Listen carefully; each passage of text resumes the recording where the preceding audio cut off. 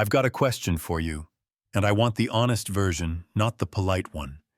If you walked into your own backyard and saw your spouse holding a bucket of filthy water over your mother and your kids, what would you do? Would you charge in fists first? Or would you let the truth finish revealing itself so you could end it once and for all? Because that's the moment I met the real woman I married, and the man I decided to be. My name is Chuka. People like to put me in headlines, billionaire investor board chair, all those words that sound heavy on the evening news. Strip all that away, and it's simple. I'm a son and I'm a father to 3 boys who still mix up spaghetti and confetti when they get excited. Chidi Chima and Chisum, that's my heart in triplicate. And my mother, Mama Chuka, is the quiet engine that kept our house warm when the night felt too long. I lost my first wife during childbirth. I don't say that for sympathy. I say it so you understand the hole I was trying to fill when Linda walked in. She was light and laughter, and that soft voice people use when they want to be trusted. I thought God had handed me another shot at a complete family. My boys needed a mother. My mother deserved a daughter. And me, I wanted to come home to something gentle for once, not the sterile silence of money. You know how the first crack in a glass looks like nothing until it's suddenly a spider web? That's how it started. A comment to my mother about a white chair, said lightly but with a hook in it. A look that lingered a second too long when the boys jumped on the sofa. The kind of tone people take when they want to own the air but still look innocent doing it. I brushed it aside, told myself she was still adjusting, told myself love needs room to breathe. Yeah, I made excuses. Now here's the split screen I didn't see. When I was home, we looked like a picture you put on the company holiday card. Mother and her rapper boys chasing each other down the hallway, my hand on Linda's shoulder at dinner. But as soon as my jet lifted, the thermostat in my house dropped. Orders got barked. Plates got cleared a beat too fast. My son's laughter thinned out at the edges. The staff learned to make themselves smaller. And my mother went quiet, which is how I should have known. I travel for work. Factories and ABBA boardrooms in Dubai, a legal suite in London, where contracts arrive wide and leave narrow. Every call home Linda answered on the first ring. Baby, everything's perfect. Don't think about us. Focus on the investors. She always said it right-timed perfectly, like a lullaby for grown men who are away from home too long. Meanwhile, behind that sweet sound, my mother was being told where to sit, when to speak, when to pretend she wasn't tired. My boys were being told to eat last, to sleep early, to remember their place. Ada the maid watched it all, lips pressed shut, carrying the weight of a secret she didn't want to own. Then came a night in a hotel room with too much cold glass and too many pillows. I sat on the edge of the bed and looked at a photo on my phone. Mama in the garden with the triplets piled on her lap like puppies who forgot their size. Something in me shrank. Not my ego, not my pride. The small place between your ribs that knows before your brain does. That place said, "Go home now." I told my assistant to cancel everything. I told my driver Okafor to say nothing to anyone, not even the gate guard. I wanted to see my life the way it behaved when it thought no one was watching. We landed at Golden Hour Lagos wearing that soft orange that forgives everything. As we rolled through the gate, I saw it. Toys abandoned like they were told to be quiet leaves sleeping untouched on the walkway. My mother doesn't leave leaves on the ground. She treats them like guests. My heartbeat got loud. I heard laughter. Not the round laughter of children. The sharp kind that cuts. I followed it along the side of the house, staying in the shadow of a pillar. Then I saw her. Linda, in a bright dress, phone to her ear, smiling like she was performing for a mirror. In her other hand, a blue bucket water sloshing brown with the day's dirt. In front of her, kneeling on the tile, was my mother, her wrapper soaked and heavy. Beside her, my 3 boys, little hands on her shoulders, like they were trying to hold the world steady. "Please, stepmom, don't pour it," Chidi said in that quiet, brave voice kids use when they decide to be men for 10 seconds. "If it were you, what would you have done? Run in like thunder, raise your voice till the roof shook, or wait just a beat longer, so the truth couldn't argue later?" I made a small, cold decision. I whispered to Okafor, "Record this," and for the first time in a long time, I let the scene finish itself without me. Linda tilted. The water fell. It hit my mother and my sons like a sentence that had no mercy in it. Chisholm cried out. That sound went through me like a nail. Linda tossed the bucket aside and clapped. "Now maybe you'll know your place," she said. That's when something in me went quiet. Not calm, quiet. The difference matters. I stepped into the yard and said, "That's enough." The air changed. It always does when authority arrives without asking permission.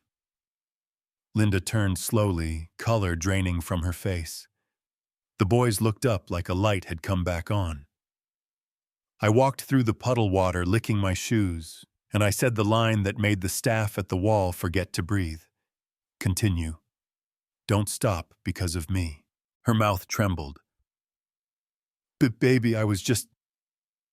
I lifted my hand, not to strike, to stop the lie. "Don't call me that." I held Chisholm's face. "Are you okay?" He nodded, because boys lie to protect their fathers. I helped my mother up. She whispered, "My son, don't dirty your heart. Leave it to God." I looked at her and I made a promise in my head I intend to keep for the rest of my life. "Linda," I said, voice steady, "you poured dirty water on my mother and on my children." "Why?" She reached for anger, for insult, for the script where she's the victim because someone didn't respect her status. I cut that scene short. I watched all of it, and my driver recorded it. The room we call the outdoors got very small. "Pick up that bucket," I said. "Clean every drop. Then pack your things." She folded, grabbed at my trousers, cried like repentance on command. "Please, I'll change. I didn't mean it. I just lost my temper." "Then go lose it somewhere else," I said. "Not in my house." Okafor took Mama and the boys inside, got them food and clean clothes. The staff stood very straight, the way people stand when they know the ground just decided to keep them. That night I didn't sleep. I backed up the video twice. Then I told Okafor tomorrow night dinner. Everyone present. Bring the projector. No secrets in this house again. If you're still with me, stick around, because what happened next will blow your mind. Not just the dinner, but the person who was actually in the room the whole time without ever stepping foot in my house. The dining room looked like a photograph. Candles, silver polished wood that remembered better nights. Mama sat with the boys at one end. The staff lined the wall. Linda opposite us, eyes swollen, trying to arrange her face into innocence. I let the spoons move for a minute like we were normal, then I put mine down. "Okafor," I said, "play the video." The projector hummed, and the wall told the truth. The tilt, the splash, the slap across my boy's face. A maid covered her mouth. Someone whispered, "God." Linda stood and begged, not for forgiveness, but for the light to turn off. Why, I asked. "You should be proud of your work." She fell to the floor, the same floor she'd made my mother scrub, and cried as if tears were a currency that could buy back what you spend on cruelty. Mama touched my elbow. "My son, enough. Let her go in peace." I nodded because the person I wanted to be could hear the person who raised him. "Linda," I said, "when I married you, I thought I was giving my children a mother and my mother a daughter. All you gave us was pain. People don't change overnight. They pretend. You will leave this house tonight." The guards escorted her out gently. I won't be the kind of man who teaches his sons that a woman must be dragged to learn a lesson. As her voice echoed down the hall, "Chuka, please," the house finally exhaled. I went to my study. I watched the video one last time, not for pleasure, to make sure the lesson had stamped itself on me strong enough to survive deletion. And then I deleted it. Do you think that's fair? Some of you will say, keep it, use it, post it. A warning to future villains. I hear you. But I wasn't going to build the next chapter with the bricks of the old one. The truth had already done its work. It didn't need to live on a device to live in us. Morning felt new. The boys' laughter sounded round again, like it had gained weight overnight. Mama hummed while stirring a pot that smelled like childhood. I told myself, call the lawyer end. It quietly lock the doors that need locking and open the ones that need opening. Then Okafor knocked, holding a brown envelope. "Sir," he said, "the guard found this at the gate." We opened it. That's when the twist stepped in wearing expensive shoes, printed screenshots, messages between Linda and an unknown number. "You've done well. Keep making the old woman uncomfortable. Goal, push her out. Once she's gone, we start phase 2. Don't worry. You'll get the rest when Chuka signs the new deal."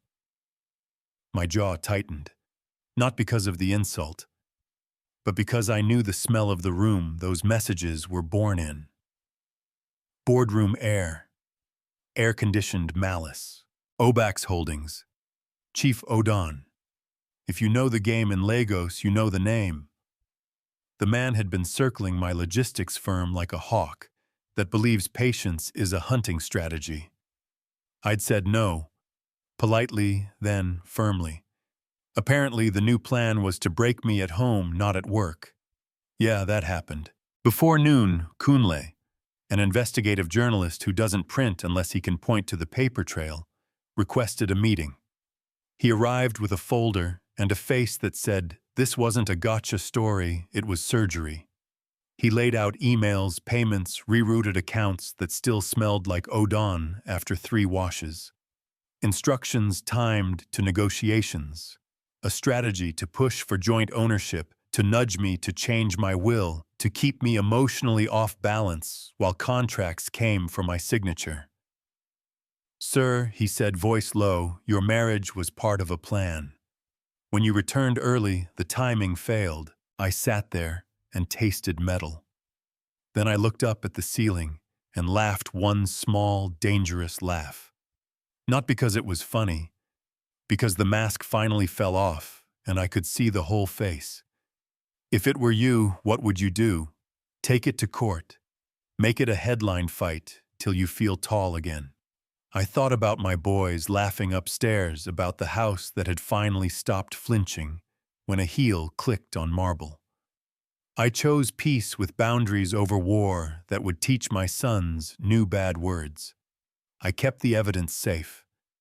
I told Kunle to publish what needed to be published, not for my reputation, for the people who think a marriage is a business model. Then I built something. Not a press statement, a place. I created a foundation in my mother's name, a home for widows and children who've been told they're last in line. Classrooms, a small clinic, a library with shelves that insist there's a future. Cream and gold paint sunlight on tile drawings taped to walls by little hands that finally learned how to reach without being slapped away. The Mama Chuka Foundation. My mother's hands shook when she cut the ribbon. The boys yelled, "Grandma, you're famous," and she laughed the kind of laugh that heals the parts medicine doesn't reach. I can hear someone in the back saying, "That's nice, but what about justice?" Here's my answer. Justice wears many faces. Sometimes it's a judge. Sometimes it's a gate code that changes. Sometimes it's a scholarship in the name of a driver whose loyalty kept your house standing when a storm tried to move in. I gave Ada a raise and a seat at the table. I put Okafor's kids on scholarship because actual loyalty should never make you poorer. I told my staff the new rule plain and simple. We live by truth, kindness, and peace. Anyone who can't do that can leave with dignity, but they must leave. Now let me say something that will annoy a few of you, and that's okay. Not every beautiful smile is a blade. Not every second marriage is a trap. Not every ambitious woman is a villain. The moral isn't don't love. The moral is look harder. Love with your eyes open. Keep receipts for your peace the way you keep receipts for a business lunch. Whoever disrespects your mother is telling you who they are. Believe them the first time. There's a night I think about often. The balcony night. The city breathing the palms, whispering like they had gossip. I stood there, arms folded, feeling the ache that stays when you pull a thorn that lived inside you too long. Mama joined me. "You did what was right," she said. "Then why does it still hurt?" I asked. "Because you're human," she said, "and even when pain leaves the place it lived for a while has to remember how to be empty again." We watched the boys' window. Their giggles leaked through the curtains. That sound stitched me up better than any therapist could. Later, Linda asked to come back and apologize, in person in front of Mama and the boys. I said yes to the apology and no to the door. She cried and said pride blinded her. She asked me not to hate her. "I don't," I said. "I just don't know who you are anymore." I made sure she had somewhere safe to land because my sons were watching the movie of who I am. Then we closed that chapter. Not slammed it. Closed it like men who still believe in soft endings for hard stories. I called a house meeting in the same living room where she used to test everyone's fear. I thanked my staff. I told them secrets rot wood, and we weren't going to be a wooden house anymore. I told them to speak when something felt wrong, even if they were afraid of the echo. If I ever make you choose between your job and your conscience, I said choose your conscience, and I'll pay you for it. The eyes that met mine were wet, proud, a little stunned. Like they didn't know a boss could be a human without being a pushover. Yeah, a leader can do both. Do you think deleting the video was wise or weak? Would you have pressed charges against a corporation that weaponized your marriage? Or is the court of public character enough when sunlight hits the mold? Tell me, because I wrestle with that some nights. Then I hear the ball, my sons roll down the hallway, hit the baseboard, and I remember. I'm building a house where laughter doesn't ask permission. There's one more picture I'll leave with you. We're at the foundation. A little boy in a too big uniform tugs my sleeve. "Sir, are you the man who made this place?" I kneel so our eyes meet. "My mother made me," I say, "and I made this, so really, she made this too." He grins, the grin kids get when someone tells them the truth without sugar. Behind him, my boys are arguing over who gets to read a book about rockets first. On a bench, Mama watches the whole thing, hands resting, like she just put down something heavy she carried too long. That day I realized the only legacy that matters is the kind you can touch. A classroom chair with someone's name on it. A child who doesn't flinch when a door opens, a home that feels like a promise kept. So let's circle back to the first question. If you walked into your backyard and caught your partner raising a bucket over your mother and your kids, what would you do? Would you light the whole world on fire, or would you let the truth write itself so cleanly the lie couldn't survive the morning? Would you choose courtroom war or boundary peace? Would you forgive without opening the door? If it were you, what would you have done? Here's the social argument I want to start. When people use marriage as a weapon in business, is that just moral rot, or should it be a crime with real penalties? Should companies that orchestrate emotional sabotage face the same consequences as those that falsify documents? We regulate markets to protect money. Do we owe families the same protection when markets try to buy their way into our kitchens? Do you think that's fair? Drop your thoughts, your anger, your stories. If you've stood in a yard like mine or you caught your truth on camera and had to decide whether to press play in public, tell us how you chose. If you disagree with how I handled it, say so respectfully. Someone reading your comment is about to face their own version of this, and your conviction might be their backbone. And if this hit a nerve and you want more stories told the way people actually talk, messy, honest, sometimes bitter, sometimes breaking into laughter mid-sentence, hit subscribe, like, and tell me where you're watching from. I read everything, usually with my boys arguing over the last slice of plantain and my mother telling me to sit down and eat before the food judges me. Build a home where kindness outranks money. Keep your eyes open. And when your spirit tells you to go home, go home.